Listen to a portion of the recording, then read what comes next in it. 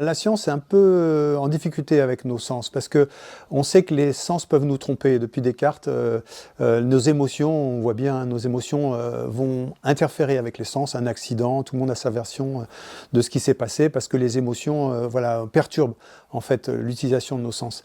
Donc cette subjectivité a fait qu'on a éliminé, on a gardé que la vue. Qui est certainement le sens le plus froid. Mais goûter, sentir, toucher, etc., sont des sens qui nous donnent des informations très intéressantes pour rentrer quelque part dans l'intérieur d'une plante, par exemple.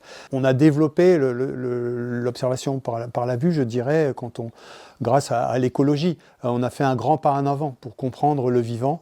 D'un point de vue strictement scientifique, l'écologie nous a amené des choses parce que nous a permis de comprendre qu'il y a des interrelations, bien sûr, entre les organismes vivants, que c'est complexe, il y a un écosystème et que tout est relié, qu'on ne peut pas toucher à la grenouille, la petite grenouille de l'Amazonie. Elle a autant d'importance que, voilà, que l'arbre qui est là, parce qu'il y a cette interdépendance.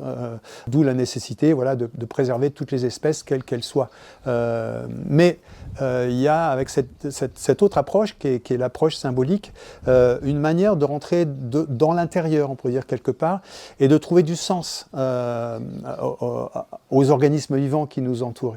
Par exemple, est-ce qu'on peut imaginer qu'une plante est reliée à une planète? Le pissenlit, par exemple, est lié à la planète Jupiter. Quand on se dit ça, bon, qu'est-ce que ça veut dire? Ça veut dire que quand je goûte, que je sens, que j'observe la plante, elle a des caractéristiques, voilà, cette structure du fruit, c'est lié à cette symbolique de Jupiter, le 2D2, cette planète qui est faite de vide, en fait, hein, exactement à l'image de ce fruit. Le sucre, le fait que la racine soit sucrée, la fleur extrêmement sucrée, cette odeur de miel, ben, on peut en faire des desserts, on peut en faire du vin, et ça fait penser ben, je dirais à la fête, à la joie de vivre, et ça c'est jupitérien. C'est un exemple, mais il y a plein d'exemples de liens en fait, hein, entre ce que nos sens nous montrent d'une plante. Je pourrais développer dans d'autres vidéos, par exemple, des plantes qui sont liées à Saturne par leurs fruits.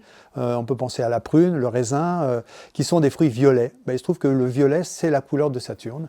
Ce sont des fruits qui se dessèchent. Saturne, c'est la fin de vie, c'est-à-dire c'est le vieillard qui a moins d'eau, donc il se dessèche, ben, le fruit se dessèche et du coup il peut se conserver longtemps. Il se trouve que Saturne, c'est Chronos, c'est le dieu du temps. Donc ce fruit, ben, il va se garder 1 an, 2 ans, 3 ans, 10 ans, parce qu'il est sec et on peut se promener avec. Donc voilà, on voit qu'il y a un sens caché derrière notre environnement, et on peut découvrir ce sens quand on utilise cette version symbolique de l'approche de l'intelligence de la nature.